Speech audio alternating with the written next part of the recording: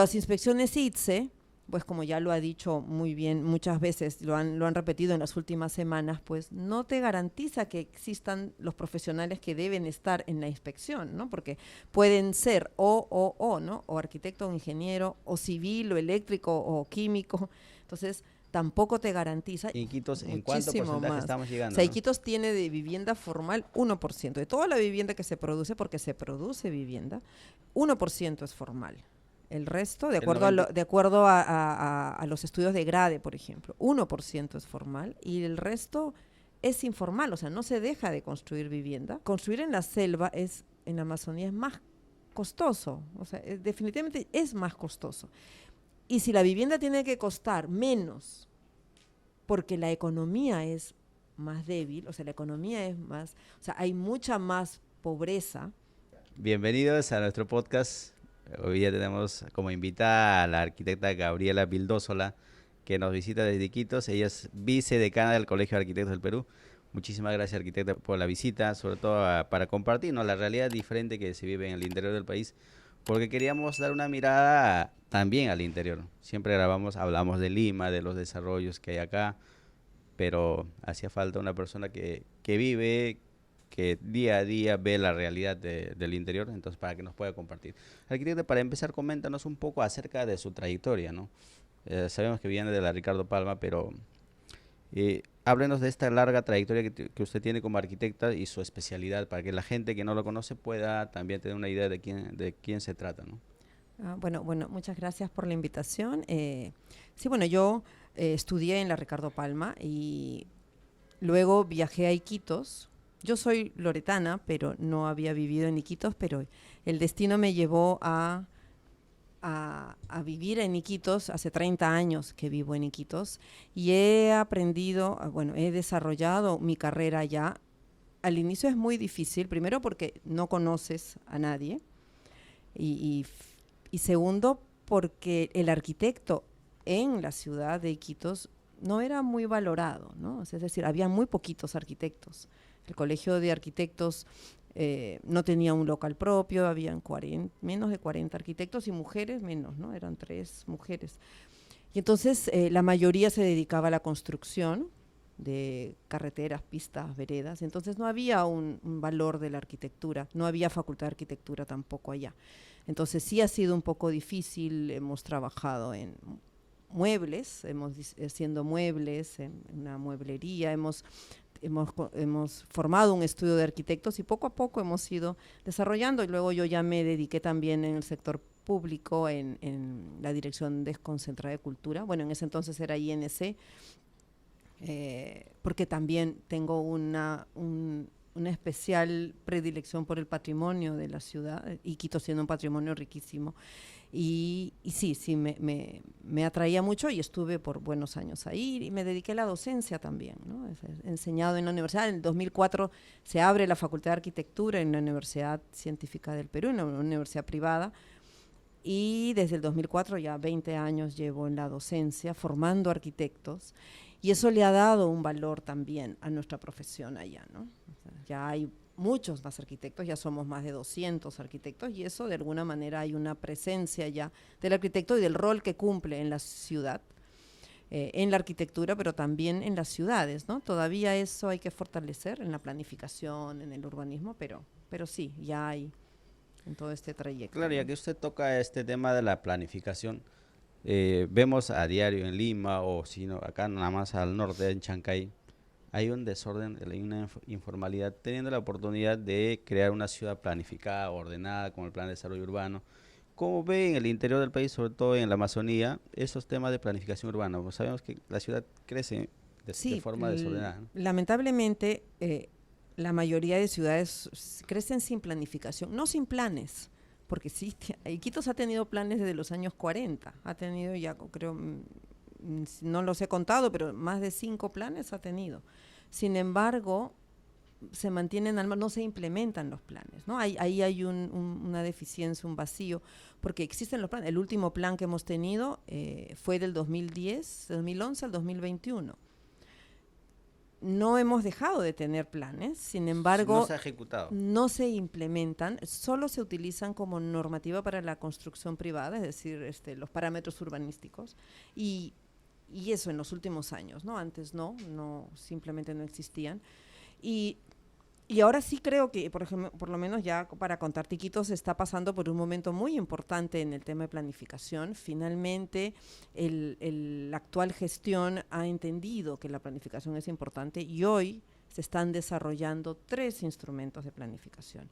El Plan de Desarrollo Metropolitano de Iquitos, que, porque ya el anterior ya en teoría feneció, el Plan de Acondicionamiento Territorial, que nunca hemos tenido, y el plan maestro de la zona monumental de Iquitos.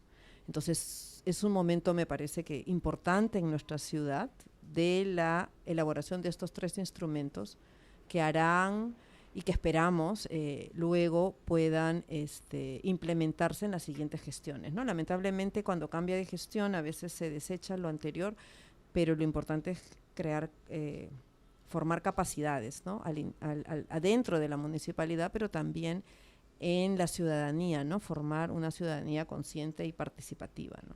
Claro, es muy importante porque desde el aspecto gremial, ya que usted pertenece al Colegio de Arquitectos del Decanato, ¿cómo están trabajando en esos aspectos? Desde el gremio, me imagino que también tienen una mirada distinta, tienen planes para la ciudad de Iquitos, ya que usted es vicedecana, entonces desde su posición, ¿cuáles los planes que tiene para Iquitos, ¿no? Como ciudad, para poder desarrollar? Bueno, sí, ¿no? a nivel nacional los planteamientos son bastante más generales, pero yo fui decana del Colegio de Arquitectos de Loreto también, ¿no? Entonces, desde ahí sí el Colegio de Arquitectos necesita, a través de sus regionales, porque la nacional tiene un ámbito de acción más nacional, no conoce, pero tampoco puede interactuar necesariamente con todos los problemas puntuales de cada lugar.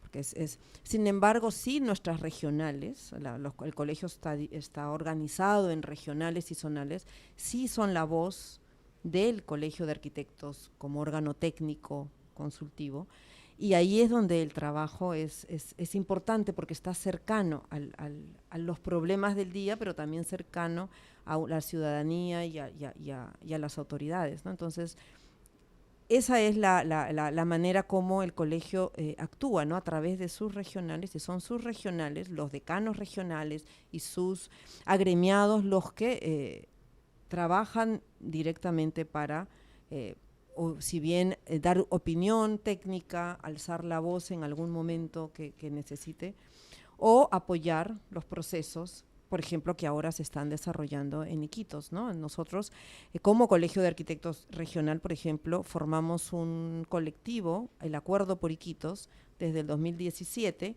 Ahora yo participo de manera independiente como arquitecta, pero el colegio sigue participando con otras organizaciones y hemos impulsado la planificación, por ejemplo, como uno de nuestros ejes, ¿no? Una planificación sostenible, formado capacidades, fortalecido capacidades.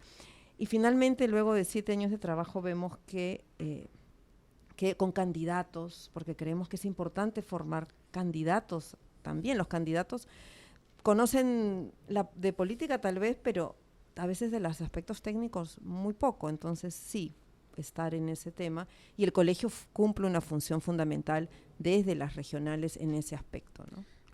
¿Por qué usted cree que los planes urbanos no se ejecutan a largo plazo? Son por temporada, ¿no? por las autoridades de turno. Básicamente están supeditados al alcalde de turno, al gobierno regional de turno. Una vez que se van los proyectos que había para la ciudad, terminan desechados. ¿Y por qué no podemos trabajar a largo plazo con las autoridades? ¿Qué faltaría para que ellos puedan entender que una ciudad tiene que crecer de forma ordenada, con servicios básicos que merece la ciudadanía, ¿no? Ahí hay otro desafío enorme, justamente porque los planes, por ejemplo, ahora la nueva ley DUS habla de 20 años, ¿no? Ya no son 10, sino ahora el plan de desarrollo metropolitano es por 20 años. Por lo tanto, hay como 6 a 8 gestiones. ¿Cuántas gestiones van a pasar? 6 gestiones municipales que podrían, ya teniendo todo, simplemente ejecutar por partes y sin embargo sí hay un problema porque creo yo que es porque no participan porque se queda todo en el plano muy político, ¿no? Yo creo que hay que entender que los alcaldes son ciudadanos de la ciudad, son ciudadanos que de bien, que quieren mejoras para la ciudad, y no son políticos que están buscando un rédito individual, ¿no? No deberían serlo. Entonces, yo creo que ahí, por ejemplo, ahora estamos trabajando el plan, pero ya los candidatos no participan de estos procesos abiertos, porque obviamente en este proceso hay foros abiertos para los candidatos, y ellos dicen no, porque ya es el año electoral. Por lo tanto, o por lo menos preelectoral, porque ya desde ahora están los candidatos, ¿no? Y esto, le va a beneficiar a él y no a nosotros, ¿no? Entonces, hay una manera distorsionada de entender el bienestar de la población. Entonces, nosotros, desde fuera, desde el colegio y desde el colegio, dentro de este acuerdo por Iquitos, de este colectivo, nos hemos comprometido a trabajar justamente con los candidatos. Nosotros somos neutros, no tenemos ninguna vinculación con... Entonces, es un ente que va a ayudar a fortalecer a los candidatos para hacerles comprender que la planificación es beneficiosa para la ciudad, pero también para la gestión del propio alcalde, porque ya no tiene que inventar nada, sino simplemente ejecutar lo que se ha planificado de manera consensuada. Y ahí hay que también considerar que hay que consensuar, ¿no? Que los planes no se deben hacer ni desde arriba ni desde adentro, sino con todos los actores de la ciudad, ¿no? Más técnico que político, ¿no? Más técnico que político, ¿no? Y eso es un poco, por lo menos ahora hay una coordinadora, una arquitecta que muy comprometida y muy capa, que ha entendido esto y justamente se ha desarrollado una estrategia de gobernanza que permita a todos los actores participar en los distintos momentos del proceso, con la fin de garantizar, pues, que finalmente sea un plan que no solo cubra las expectativas de todos, sino que aborde las necesidades de todos, ¿no? Claro, ya que hablábamos fuera de cámaras, arquitecta, ¿cómo va el desarrollo inmobiliario en la Amazonía en general? Porque Iquitos, parte de la selva, es parte importante de nuestro país. Vemos también que en algunas ciudades de la selva hay desarrollos, pero en otras no. En el caso específico de Iquitos, ¿qué es lo que falta para que la ciudad pueda tener desarrollos inmobiliarios muy importantes para darle calidad de vida con viviendas adecuadas a las personas que viven ahí? Porque está dando todos los servicios básicos, ¿no? Sí, bueno, ahí también es una interrogante que yo me he planteado desde hace muchos años y estoy tratando de entenderlo. Estoy haciendo mi tesis de maestría en planificación de la vivienda, justamente porque tengo esa inquietud. En otras ciudades amazónicas hay un mayor desarrollo inmobiliario, no sé si al nivel de la costa, creo que no, menos de Lima. Incluso en algunas ciudades importantes de la sierra también hay un buen desarrollo inmobiliario, pero en la Amazonía es mucho más lento o casi inexistente. En Iquitos, por ejemplo, que es la ciudad más desconectada por tierra del país, o sea, no existe un desarrollo inmobiliario. No podríamos hablar de un desarrollo inmobiliario con dos proyectos de mi vivienda, creo que son 2 o 3 proyectos mi vivienda, con los proyectos de techo propio, salvo la nueva ciudad de Belén, pero de ahí son sitio propio, o sea, son muy individuales.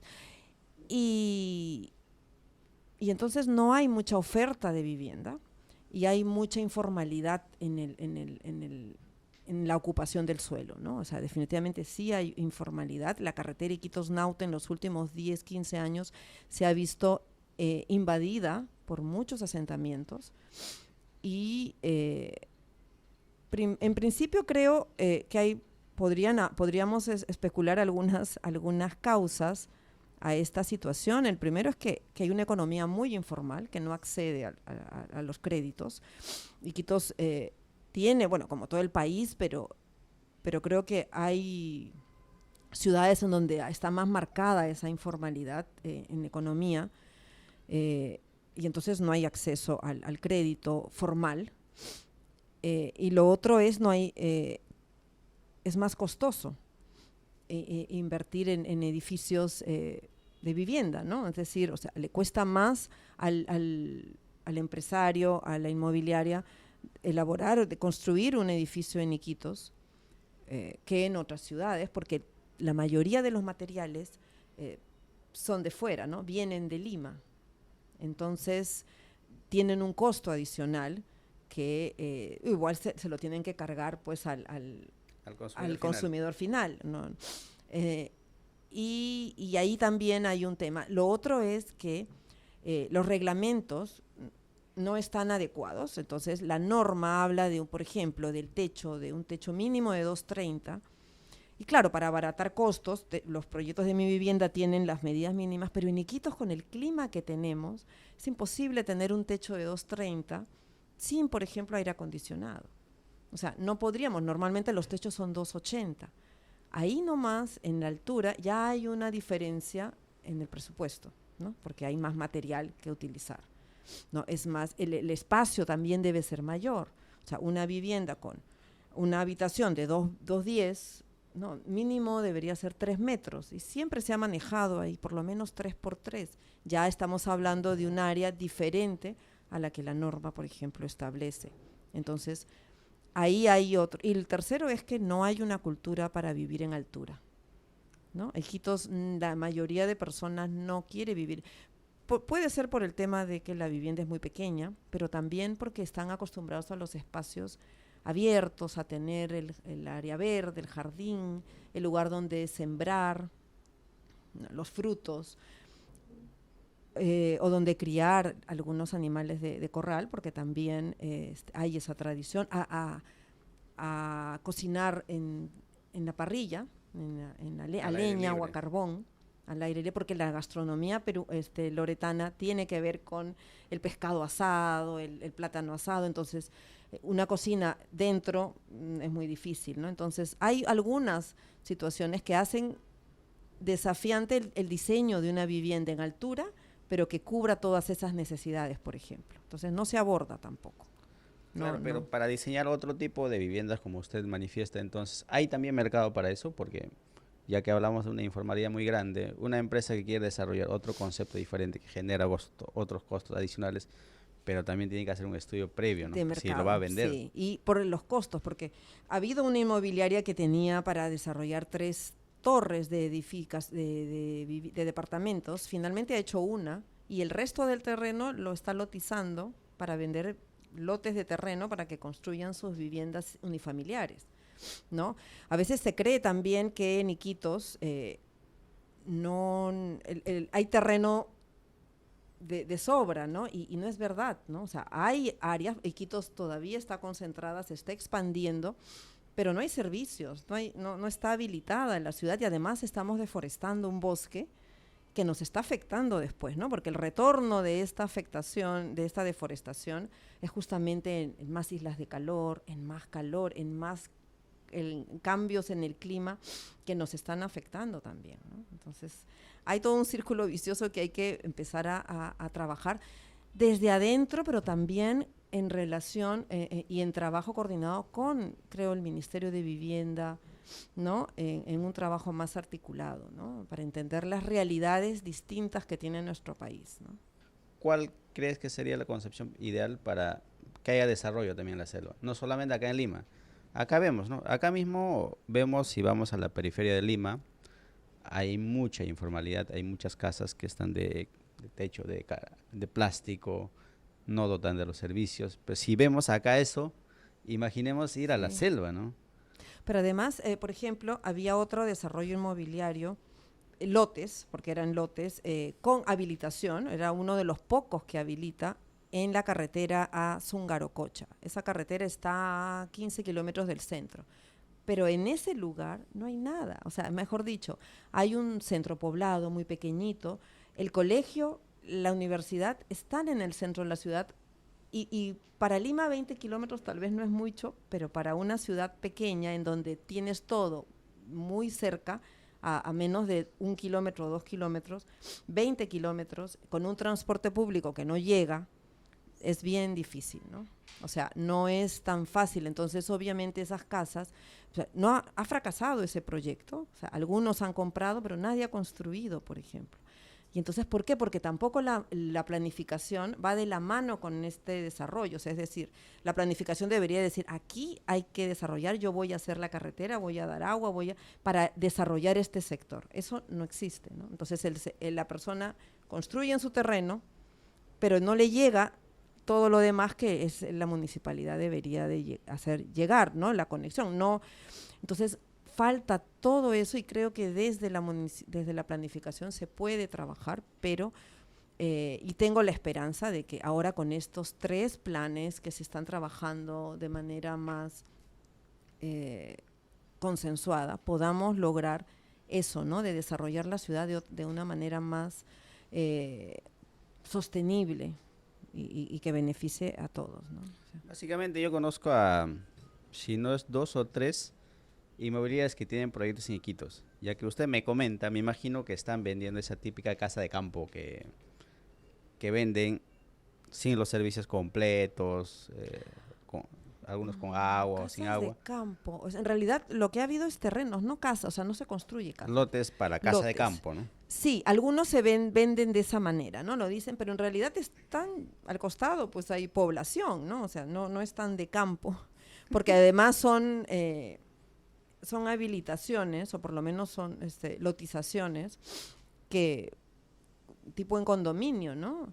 Y hay mucho de eso también, muchas inmobiliarias que dentro de, o sea, que aparentan ser formales o que son formales, pero que están vendiendo lotes sin servicios, ¿no? O sea, están vendiendo simplemente una habilitación con un parque futuro, o sea, el diseño, hay un parquecito mínimo, pero hay calles, hay veredas, pero no te venden nada de eso, no lo construyen, ¿no? Dicen, ya después la municipalidad lo va a hacer, ¿no? Ya después se organizan y piden el agua, ¿no? Pero te están vendiendo un lote, Claro. sin título de propiedad, pero hay una necesidad de vivienda, efectivamente. Entonces, ¿cómo cubrir esa necesidad de vivienda para la gente, ¿no? ¿Qué tiene que hacer el Estado, por ejemplo? ¿Cómo puede dotar de servicios o cómo puede incentivar a las entidades privadas a que inviertan en la Amazonía? Porque sabemos si falta vivienda es porque hay mercado, ¿no? Sí, claro. ¿Cómo trabajar en ese aspecto, arquitecta? Que hay un mercado que no está entendido tal vez, ¿no? Que la oferta que normalmente vemos aquí en Lima no calzaría, ¿no? No calzaría. Y ahí también, o sea, habría que ver costos. Yo creo que el Estado debe de buscar mecanismos, estos bonos deberían ser distintos para la Amazonía, por ejemplo, o sea, mayores beneficios. O sea, yo no soy especialista en este desarrollo, en el desarrollo inmobiliario, pero creo que sí deberíamos buscar mecanismos, incluso las municipalidades, ¿no? Podrían reducir impuestos, ¿no? Por lo menos mientras se está ejecutando, mientras se está promoviendo, tanto a la inmobiliaria como luego al destinatario final, ¿no? Para promover una vivienda formal. Además de mucha capacitación, mucha concientización, pero sí creo que deberían de buscarse mecanismos más integrales de beneficios a quienes opten primero por desarrollar una oferta de vivienda, pero también a quien compre una vivienda formal, ¿no? Entonces, beneficios tributarios, no sé, yo no soy especialista, no sé si los abogados después me van a decir que esas cosas no se pueden hacer, pero sí creo que no podemos pensar que todos los clientes o los beneficiarios finales son de una misma condición, ni siquiera económica, pero también cultural, ¿no? O sea, las personas también tienen sus ciertas necesidades que cubrir con una vivienda, ¿no? Que pueden ser distintas a las de otras sociedades, otras ciudades, ¿no? Claro, y eso justamente, ¿no? Por ejemplo, y en el tema de infraestructura, arquitecta, ¿cómo ve el tema, no? Porque últimamente hemos tenido la falta de regulación, por ejemplo, la última vez, hace un mes creo que se cayó un centro comercial en Trujillo. A raíz de eso ha habido muchísimo debate en el tema de la regulación o la sobreregulación, las normas. ¿Cómo ves ese aspecto? ¿Cómo podríamos mejorar en el tema de infraestructura para no tener caídas de puentes, caídas de centros comerciales nuevos? O sea, ahí hay un proceso. En teoría la ley, si uno ve la ley, dentro del proceso hay tantos mecanismos de control, pero también hay muchas informalidad también hasta en eso, ¿no? O sea, el diseño, el que estructura, la comisión que revisa el proyecto. O sea, en un proyecto privado sí hay una comisión calificada de arquitectos e ingenieros que revisa el proyecto, pero en los proyectos del Estado no pasan por estas comisiones, ¿no? Tienen licencia, tienen que sacar su licencia, pero son automáticas, ¿no? O sea, simplemente cumplir con el trámite. Entonces no hay tampoco un colegiado que revise, evalúe un proyecto, ¿no? Entonces, pero además no solo lo evalúas, hay supervisores, hay inspectores municipales que deben de estar controlando la obra en la ejecución de la obra para verificar que lo que se ha aprobado pues se cumpla y no se desvirtúe. Y luego las inspecciones CITS, o sea, hay un montón. Sin embargo, en las realidades en las ciudades del país es que no existen todos estos mecanismos, no está completo. O sea, el Estado da una ley, pero creo que falta preocupación para que se cumpla la ley, ¿no? Por ejemplo, en Iquitos no hay IMOs, no hay inspectores municipales de obra, es decir, las obras se construyen y no hay estos inspectores ni desde el colegio ni desde la municipalidad, ¿no?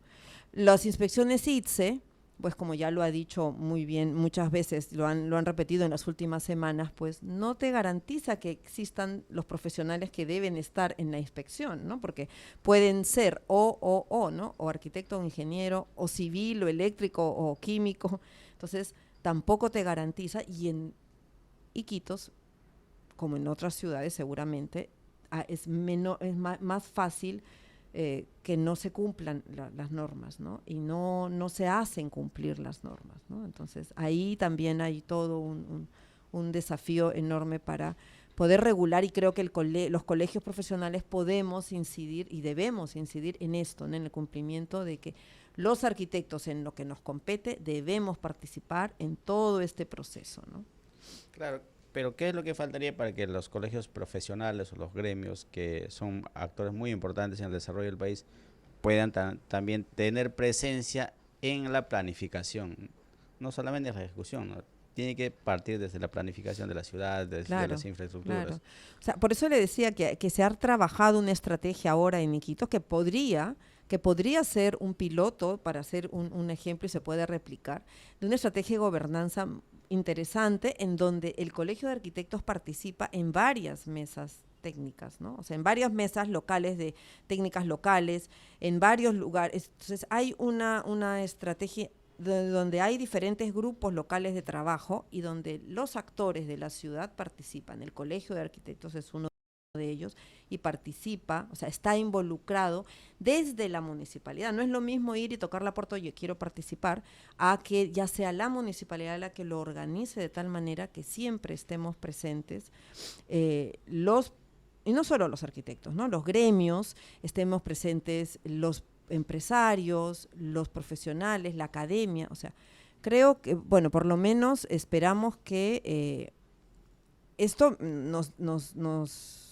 la coordinadora nos dice que finalmente es un piloto porque no se ha trabajado de esta manera en otros procesos de planificación, y esperemos pues que podamos lograr y bueno, y aprender también de esta situación, porque es importante participar y que todos entendamos que sí, que hay que participar, ¿no?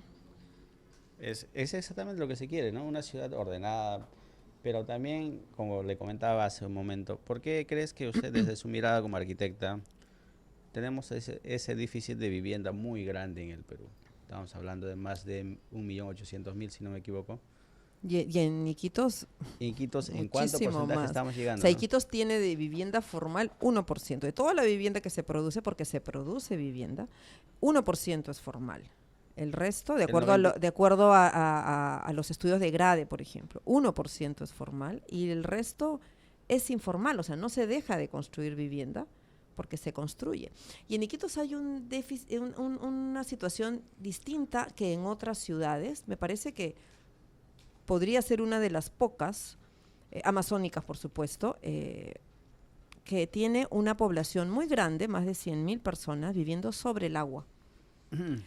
Y eso es un desafío adicional, ¿no? Porque ya no solo tenemos que ofrecer vivienda en un suelo, sino ahora también hay una población que vive sobre el agua y que ha encontrado Bueno, tradicionalmente en la Amazonía, pues las casas tienen una adaptabilidad a esta situación de variabilidad del territorio, de las subidas y bajadas de agua. Viviendas sobre pilotes, viviendas flotantes, ¿no? Existe eso. Sin embargo, la precariedad de estas, ¿no? Y la falta de servicios le genera una vulnerabilidad enorme ante una situación de amenaza que cada vez es más grande, de inundación, por ejemplo. Hay una afectación enorme. Entonces, están en constante riesgo por eso. O sea, vivir sobre el agua no necesariamente es un riesgo, porque no es una amenaza la creciente del río, al contrario, trae muchos beneficios, pesca, o sea, hay alimentos, navegabilidad, o sea, hay mucho. Sin embargo, en las condiciones en las que se vive, sí se generan muchos problemas, ¿no? Entonces, ¿cómo actuar? Y cada vez también crece más, o sea, la gente ocupa más el área del río y se crean estos mecanismos no autorizados ni no formales, pero aceptados, de levantamientos de rasantes. Se levanta el suelo, se rellena, mejor dicho, parte del río para acceder a las vías, que en principio son de tierra y después ya el gobierno las va pavimentando y luego pone el agua y el desagüe. Pero no es una solución ni sostenible ni permanente, ¿no? Porque además crea un daño ecológico importante también. Pero ahí tenemos, por ejemplo, otro desafío que no se discute. Yo creo que tampoco se discute, ¿no? Entonces se mira de lejos, las autoridades no tocan el tema. Y esperamos que ahora en el plan lo pongamos sobre la mesa y lo podamos discutir y ver qué solución tenemos a la vivienda sobre el agua, y si es que es factible o no, y si no, ¿dónde reubicamos a 100.000 personas que hoy viven en el agua? Eso también son 100.000 personas. Imagínense cuánta vivienda necesitaríamos para toda esa población. No creo que es un... Lo que me quiere decir es que en la Amazonía o en la selva, en algunas ciudades, el 99% de viviendas no tienen todos los servicios básicos. No. Energía tienen todos, claro, o sea, la mayoría, porque además llega así sea con un certificado de posesión, claro. Electroorientes da del agua. Acá. Sí. O sea, agua menos. Agua tienen en algunos un punto comunal y todos recolectan agua, en otros llega muy poco, pero sí, la mayoría no tiene. Y en Iquitos, la zona formal inclusive no tiene agua 24 horas. O sea, nadie tiene 24 horas agua. El agua igual es por horas.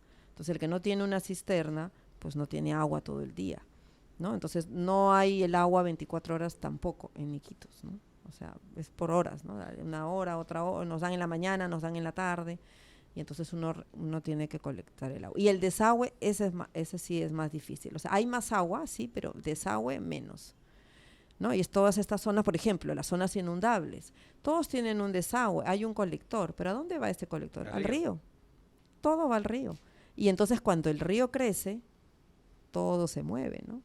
Y la gente lava, cocina con el agua del río. O sea, es un problema muy serio, ya no solo de planificación, de vivienda, sino sanitario, ¿no? Y ahí creo que tenemos que empezar a poner los ojos y el trabajo para desarrollar. O sea, no se ha investigado mucho, recién se está investigando, pero también hay que empezar a buscar soluciones. Los planes no lo han trabajado. En el año 72, el plan regulador del 72, sí tenía una propuesta para Belén, para la zona inundable, casas sobre pilotes, puentes permanentes, ordenamiento de las balsas, porque se vivía en balsas en ese entonces, vivían en balsas, pero de ahí los otros planes no han tenido una propuesta clara, por ejemplo, para esta situación. Entonces se ha crecido igual que la ciudad, ¿no? O sea, de lo que antes eran 10 hectáreas, no sé, 3.000 familias, hoy estamos hablando de 20.000 familias, de 15.000 familias, o sea, ha crecido demasiado también. Estamos hablando de un crecimiento muy importante. Y ellos, claro, ocupan el borde, porque es el borde de la ciudad, porque está cerca en los servicios, ¿no? Porque si yo me voy por la carretera, sí, hay mucho también que se invadió por la carretera, pero ellos para trabajar tienen que ir al centro de la ciudad. Para comprar tienen que ir al centro. Para el colegio, la universidad tienen que ir al... En cambio, en los bordes de la ciudad, estás en la ciudad. Entonces, Belén, con el mercado de Belén, el principal centro económico de la ciudad, y el colegio y todo está en la ciudad, ¿no? Entonces, es también, este es el tema, ¿no? La planificación, la concentración de los servicios, pero si nos extendemos mucho, empezamos a perder todas esas bondades de la ciudad compacta, ¿no? Porque Iquitos todavía puede ser una ciudad compacta. Las ciudades del Perú son pequeñas todavía, ¿no? Entonces deberíamos de buscar cómo contenerlas para que no crezcan tanto. ¿Cuál sería lo más adecuado? ¿Crecer para arriba, como en Lima, o crecer...? Pero no tanto. O sea, en Iquitos, el plan, por ejemplo, del PDM, el PDU anterior, hablaba de 6 pisos. Iquitos tiene 2 pisos en promedio. 2 pisos. 2 pisos en promedio, casi todo. Muy Allá no poquito. vemos edificios. Los hoteles en el centro, en la zona monumental, tienen 5 pisos, hasta 6, por eso le decía, hasta 6 pisos. El plan hablaba de una densificación en altura hasta 6 pisos. ¿Por qué? Porque además el suelo es un suelo muy suave, muy blando, hay agua muy rápido, por lo tanto necesita una inversión mayor en infraestructura. El primer mall que se ha construido en Iquitos ha tenido que hacer un sistema de pilotaje, meses ha tenido que hacer un sistema bien importante porque el suelo es muy, y el edificio tiene 3 pisos, tampoco que tenga mucha altura, entonces tampoco podemos crecer tanto, pero además tampoco es conveniente crecer tanto más, ¿no? O sea, 6, 8 pisos creo que debería ser el estándar, pero necesitamos también un sistema estructural más seguro, ¿no? Porque sí, el suelo es muy flojo. Sótanos casi no se puede tener, justamente porque hay agua muy rápido. O sea, uno cava un sótano, un semisótano sí, un sótano tal vez, pero más. Hay un edificio muy emblemático en Iquitos que tiene como 12, 13 pisos, está vacío desde que lo construyeron y tiene 2 sótanos, en el centro de la ciudad, en la Plaza de Armas casi. Tiene 2 sótanos. El segundo sótano siempre está con agua. O sea, siempre no se puede usar. El edificio dicen que, o sea, hay varios informes, pero que el edificio está ladeado justamente porque supongo que el sistema estructural no era adecuado para el suelo, ¿no? Y es un edificio vacío de 12, 13 pisos que está literalmente vacío porque todo el mundo teme ocuparlo porque el peso mismo de la ocupación podría afectar, pero no se hace nada tampoco, no se demuele, ahí está, ¿no? Entonces no creo que la altura, o sea, muy alto, pero sí 6 pisos creo nos triplicaría el área construida en la ciudad y eso creo que daría posibilidades para una oferta de vivienda, pero hay que cambiar también, mejorar el diseño, ¿no? O sea, propuestas, no mejorarlo, sino propuestas más innovadoras que cubran esas necesidades que la población de Iquitos y de la Amazonía en general tiene, ¿no? Claro, porque vemos acá, por ejemplo, estamos en el piso 23 y una ciudad completamente consolidada para arriba, ¿no? Sí. Entonces, No, eso no, en Iquitos no creo que tampoco sea un futuro cercano. O sea, con que lleguemos a 6, creo que ya tenemos un potencial área para vivienda importante, ¿no? Con 6 pisos, porque Iquitos tiene 2, como le decía, ¿no? Son viviendas unifamiliares y algunos edificios de departamentos sí, pero son principalmente para gente que viene a trabajar a Iquitos por 1 año, 2 años. Entonces, ocupan los departamentos porque están más acostumbrados a un departamento. Pero además porque pueden pagar, porque vienen por un trabajo formal, pueden pagar un recibo de luz alto, ¿no? En Iquitos, o sea, el aire acondicionado consume mucho. Entonces, hoy menos con estas tecnologías nuevas, pero sí, o sea, un recibo de luz puede ser el doble de lo que se paga aquí, por ejemplo, ¿no? En Lima. Claro, ese es un aspecto muy interesante de la población, el crecimiento y también la economía. Usted hablaba mucho de la informalidad en Iquitos. Creo que si comparamos Grade, también lo decía, el 93% de los proyectos inmobiliarios en el Perú son informales. El 6% lo desarrollan las grandes desarrolladoras, empresas muy reconocidas, y 1% de la presencia del Estado. ¿Qué tiene que pasar para que el Estado llegue a más porcentaje en el tema inmobiliario, en los desarrollos, que pueda dotar de servicios? El Estado a través de las inmobiliarias igual, ¿no? Claro. Porque no es que el Estado ha hecho un proyecto de vivienda que es la nueva ciudad de Belén, justamente para reubicar a 2.600 familias de Belén, de la zona inundable de Belén, pero el Estado tampoco ha sido eficiente. 7 años después, de las 2.600 viviendas que se ofrecieron, solo hay 397. Y no hay colegio. El colegio está temporal en contenedores. Imagínense un contenedor de metal en este calor. Los chicos hacen clase, tienen que salir 2 horas antes de hacer clase y hacer clase afuera, o simplemente ya no hacer clase en un día de mucho calor, porque es complicadísimo, ¿no? Los pobres muchachos, primero que no prestan atención, segundo que se sofocan. No existen las condiciones, no todas las de las 397 viviendas tienen agua, tienen que acarrear agua igual que como estaban en el otro lado. Entonces, sí es importante dar una mirada. Ahí hay 2 problemas, ¿no? Un tema de gestión, pero también de no entender las necesidades de cuáles son las necesidades de la población que va a habitar esta nueva habilitación urbana, ¿no? Entonces, la manera como uno habita es distinta, ¿no? Y no es ni mala, ni buena, ni mejor, ni peor, es distinta simplemente.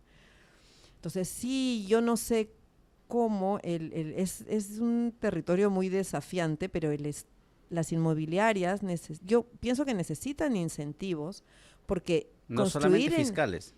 Claro, construir en la selva en la Amazonía es más costoso, o sea, definitivamente es más costoso. Y si la vivienda tiene que costar menos, porque la economía es más débil, o sea, la economía es más, o sea, hay mucha más pobreza en Iquitos, en Loreto, hay mucha más pobreza que en otras ciudades del país, que Lima, por supuesto, pero que en otras ciudades de la costa. Entonces hay más pobreza, es más costoso, o sea, los números no cuadran, ¿no? Para que uno pueda, y es informal, y no tengo acceso a la vivienda, a un crédito de vivienda, porque no tengo cómo demostrar cuánto voy a ganar en el mes, porque vendo en el mercado o vendo en la calle. Entonces sí hay que buscar el mecanismo, ¿no? Porque imagínense, entonces la vivienda va a costar más caro y la gente es más pobre, ¿no? Hay más pobreza. Hay dinero, sí, pero siempre en un sector, ¿no? O sea, hay un sector que concentra el dinero, pero la mayoría, que es la que necesita la vivienda, porque el que no, la construye, o sea, la construye de manera individual, uno construye, claro, no autoconstruye, pero sí, la construye, pero la población que no invade, o sea, el traficante igual le vende 3.000 soles el terreno y luego tiene que construir de a pocos, ¿no? Claro, pero también si construye de forma tradicional tiene otro costo muy alto, entonces, ¿cuál sería la alternativa, por ejemplo, para bajar los costos? ¿Materiales, otro tipo de viviendas? Sí, los materiales, por ejemplo. Sin embargo, también hay que enseñar, ¿no? Por ejemplo, el hospital que se está construyendo hace muchos años también y que no se termina, al interior se han usado drywall, paneles secos, ¿no? Todo un escándalo en Iquitos porque se había usado ese material y no ladrillo. Pero entonces también hay una idiosincrasia que hay que cambiar, o sea, hay que enseñar, ¿no? Que hay materiales más livianos, hay materiales menos costosos y hay materiales de más rápida construcción y más fáciles de reemplazar también, o sea, de cambiar, ¿no? O sea, la madera, por ejemplo, se utiliza en Iquitos. Ya no hay mucha madera y la madera que usan la población es muy precaria, pero la madera, o sea, construir en madera para ellos es lo que queda, el primer paso. Y luego yo tengo para mejorar o sea, el progreso, yo mido mi progreso en función a que ya mi pared no es de madera, sino de ladrillo. Y mi columna no es una madera rolliza, sino mi columna de concreto. Sobre el agua, encima sobre el agua. Sobre el agua. Sí, encima es sobre el agua.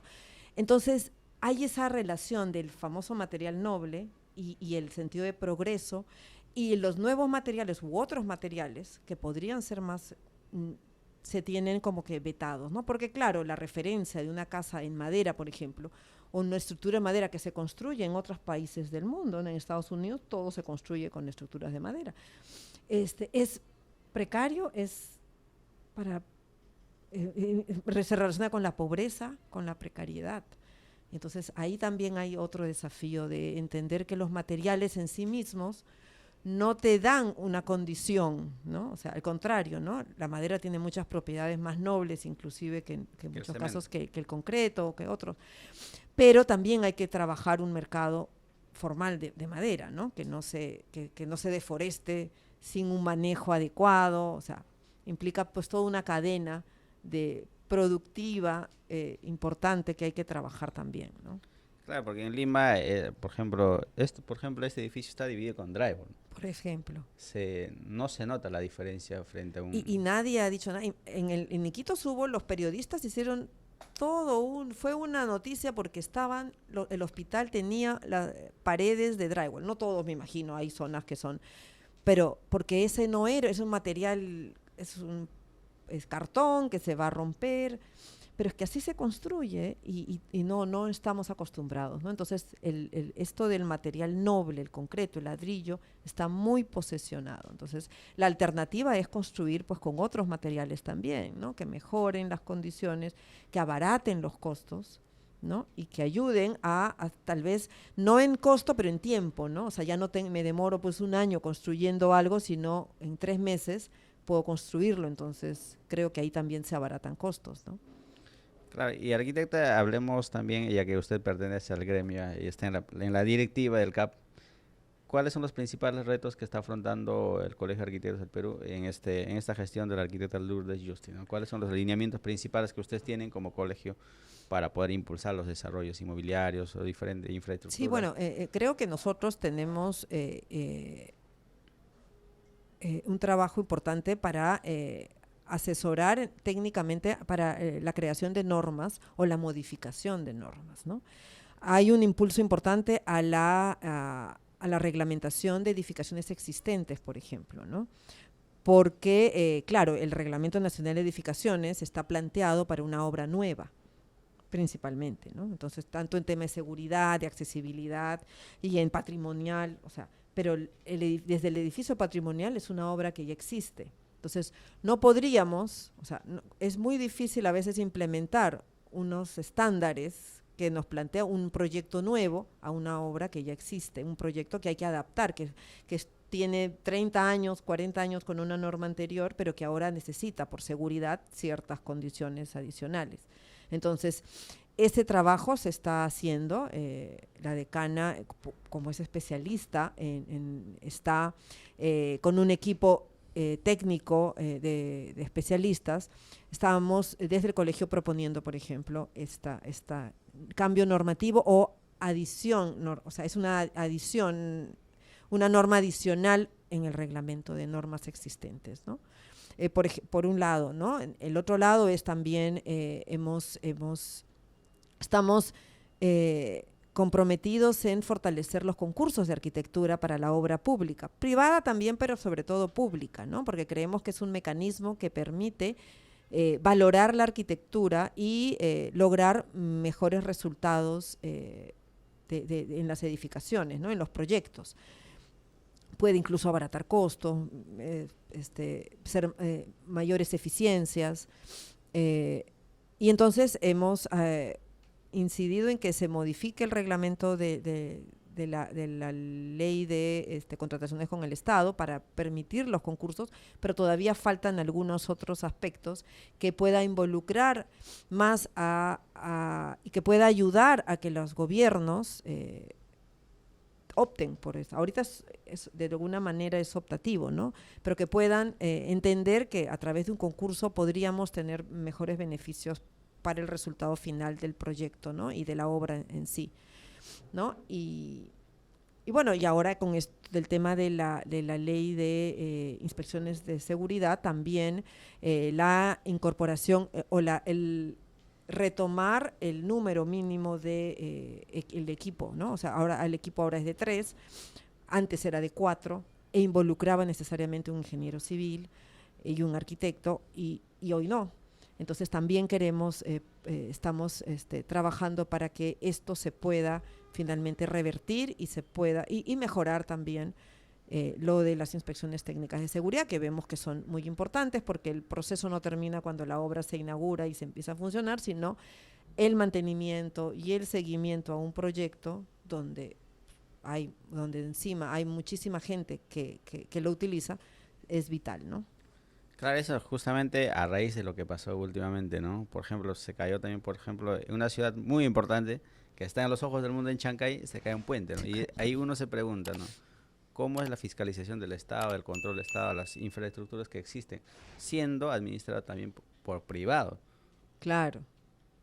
Por eso hay un régimen, ahí debe haber un régimen de mantenimiento, o sea, tiene que haber un mantenimiento constante, permanente, para que se garantice que las edificaciones o las construcciones pues tengan la calidad o mantengan la calidad inicial, ¿no? Porque todo se deteriora, por supuesto, pero si lo mantenemos en buen estado, podemos tener ¿no? la seguridad de que vamos a poder pasar por ese puente o poder asistir a ese cine o poder ir a ese centro comercial, ¿no? Entonces, básicamente la agenda principal del CAP es eso, y me imagino que también tiene mucha tarea por cumplir, Sí, muchas otras hay otros agendas. aspectos que tienen que ver pues, con el agremiado, con cómo fortalecemos las capacidades de los agremiados. Nosotros también, o sea, no somos universidades, pero creemos que en la parte técnica tenemos, o sea, la profesión genera mucha casuística sobre casos determinados que son importantes darlas a conocer a los más jóvenes, sobre todo, para poder mejorar también nuestro ejercicio profesional, ¿no? Para fortalecer y mejorar en las distintas áreas en donde nos desempeñamos, ¿no? Entonces, en ese sentido, igual, bueno, promover la calidad arquitectónica, promover el buen ejercicio profesional, son ya normas, objetivos transversales de cualquier gremio profesional, ¿no? Claro, Ujú. aquí yo también estaba viendo un poco de su perfil de Facebook. A usted le interesa mucho el tema patrimonial. Sí. Háblenos un poquito acerca de su pasión, ¿no? Por la conservación del patrimonio en el país. Bueno, me interesa mucho desde la universidad porque Iquitos, o sea, yo igual así no haya vivido la primera parte de mi vida en Iquitos, pues soy loretana y tiene un patrimonio riquísimo, o sea, es unas casas únicas en el país, o sea, en ninguna otra ciudad del Perú uno va a encontrar unas casas revestidas en su totalidad por azulejos, por ejemplo, ¿no? Esto viene de la época del caucho, por supuesto. Nuestra historia es muy joven, muy reciente. 1864 la ciudad no es antigua, pero tiene una arquitectura que con un potencial enorme, no solo para fortalecer nuestra identidad, sino como recurso turístico, que tampoco lo están viendo nuestras autoridades, ¿no? Entonces, yo trabajé en cultura por más de 7 años, pero era luchar contra la corriente, ¿no? Porque en una ciudad en donde las normas no se cumplen mucho, restringir más, porque claro, el patrimonio tiene una normativa más acotada, más restringida, era un desafío enorme, ¿no? Entonces, pero bueno, se logra concientizar, se logra dar valor. La docencia nos ha ayudado mucho en eso, porque también doy las clases en los cursos de patrimonio, ¿no? Entonces, desde la docencia también hemos logrado hacer campañas, establecer desde el Colegio de Arquitectos, ¿no? El Día Internacional de los Monumentos, que antes no se celebraba, por lo menos en Iquitos, y luego he traído este concurso de patrimonio a la nacional, ¿no? Nosotros ahora estamos, justo el 20 vence el cierre de inscripciones, lo hemos abierto para visibilizar las buenas prácticas en patrimonio. Es muy difícil, el patrimonio nuestro está en malas condiciones en la mayoría de las ciudades y solo algunos ejemplos están de ciudades emblemáticas, Arequipa, Lima, Cusco, ¿no? Cajamarca, pero las demás están Y en la selva, Iquitos es la única, bueno, Yurimaguas tiene también un pequeño patrimonio, pero es la única que tiene patrimonio, ni Pucallpa ni Tarapoto, por ejemplo, ¿no? Tienen patrimonio. O sea, esta riqueza patrimonial. Entonces, sí queremos promover, visibilizar y fortalecer nuestro vínculo con el patrimonio, porque creo que es importante. Nos ayuda a cohesionarnos, a hacer una mejor sociedad, me parece, ¿no? Entonces, además que es un potencial turístico enorme, ¿no? O sea, en otras ciudades del mundo su patrimonio cultural es el motor del turismo. ¿Y por qué en Iquitos? En Iquitos solo es la selva, la ciudad no tiene mucho que ofrecer, ¿no? Entonces, sí podría ser una oportunidad. Claro, es una oportunidad interesante porque Iquitos es una ciudad turística, ¿no? Que lamentablemente por la distancia, por la conectividad, creo que no atrae muchos turistas. Es más caro porque los pasajes, es aéreo principalmente, y los pasajes sí son más caros porque, claro, no hay alternativas de mercado, en el mercado, ¿no? Y por lancha se puede, pero hay que tener muchos días, 3 días, 4 días para llegar, y además tampoco hay las condiciones necesarias, ¿no? ¿Y cómo ve los cambios inmobiliarios en los últimos 20 años? ¿Cómo avisora, cómo va a ser la dinámica de los desarrollos inmobiliarios, el crecimiento en el tema urbano, en el tema de la ciudad, arquitecto? Bueno, hay ciudades que Sobre todo en el oriente, muy ¿no? desarrolladas, pero en la Amazonía yo sí espero que haya un planteamiento mejor, que hayan propuestas, o sea, que haya una oferta, pero para eso necesitan, como le dije, haber otras cosas que cambien, porque en las condiciones en las que está ya hemos visto que no funcionan, ¿no? O sea, no funcionan. Desde la planificación, desde el ministerio, desde las cartas que tengan las inmobiliarias para poder invertir, se necesitan hacer algunos cambios y reajustes, ¿no? Normativos, de financiamiento, ¿no? Y también desde la municipalidad, esperemos que con el plan de desarrollo se pueda generar otros instrumentos que ayuden a financiar los proyectos, o sea, ayuden a financiar el desarrollo de la ciudad para motivar también que estos proyectos inmobiliarios se desarrollen, porque ese es otro tema, ¿no? Claro, hay terrenos donde en la carretera, pero no hay agua, no me van a dar la factibilidad nunca porque no hay agua, no llega el desagüe menos, entonces no tiene factibilidad, no se puede construir. O sea, ya desde ahí también hay otro problema, ¿no? Entonces, y dentro de la ciudad consolidada también hay muchas oportunidades, ¿no? O sea, que también hay que evaluar y que tampoco se están evaluando, ¿no? Construir en Iquitos es caro, ¿no? Es un poco más caro que en cualquier otro lugar, bueno, que en Lima por lo menos, ¿no? Pero no es imposible, no se construye, pero hay que hacerlo más accesible y asequible, ¿no?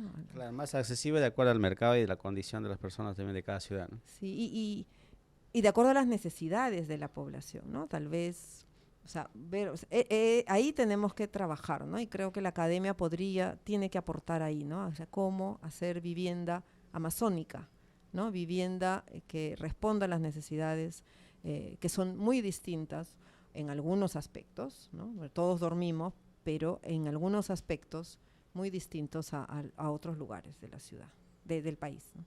Claro, ese es un aspecto muy interesante. Muchísimas gracias, arquitecto. Sus reflexiones finales, ¿cómo podríamos mejorar, invitar a las empresas inmobiliarias a que puedan invertir en la ciudad de Iquitos, o qué es lo que ofrece la ciudad? Como para un empresario siempre busca la rentabilidad. ¿Cómo podríamos llegar, por ejemplo, a distintas empresas a desarrollar esa ciudad muy bonita que es la Amazonía, La ¿no? Amazonía. Hay oferta, o sea, hay una demanda de vivienda importante, ¿no? Lo que hay es que buscar una oferta adecuada, ¿no? No creo que o sea, la respuesta que han dado en otras ciudades se pueda replicar. Yo creo que es un error a veces querer replicar una misma respuesta, y ahí creo que las inmobiliarias tienen un reto también, ¿no? De hacer planteamientos más acordes a las necesidades de la Amazonía, que son distintas a otras ciudades, ¿no? Entonces, y definitivamente, como les decía, no vamos a poder tener una rentabilidad, pues no podemos hacer edificios de más de 8 pisos. Entonces necesitamos igual hacer más edificios, ¿no? Ocupar más área. O sea, entonces sí creo que también parte de un tema de promover desde el Estado, hacerlo más atractivo, pero también de apostar de las inmobiliarias a... no se le puede pedir que reduzcan su rentabilidad, pero sí que hagan un aporte también a estas ciudades, porque si no, de otra manera va a ser imposible que se pueda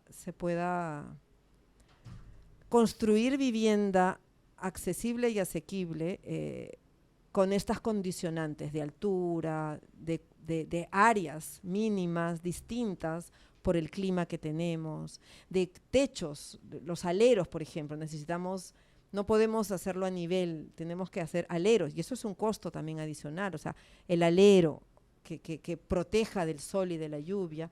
Entonces, el diseño y la construcción es distinto, o sea, tiene otros desafíos que hay que cubrir. Entonces, solo hay que hacer un piloto, creo, y creo que el Estado puede ayudar a trabajar un piloto para lograr tener esa accesibilidad, porque la demanda existe, hay mucha gente que necesita vivienda, pero no hay oferta, ¿no? Al no haber oferta, todo se encarece. Todo se encarece, o también se invade, ¿no? O sea, se buscan otros mecanismos porque la gente tiene que vivir, y entonces lamentablemente se distorsiona pues el mercado, ¿no? Claro, muchísimas gracias, arquitecta. Ha sido un conversatorio muy interesante, pues, conociendo otras realidades, ¿no?, que vivimos acá en Lima, pero también dar una mirada al interior es muy importante desde su punto de vista, ya que usted representa una región muy importante.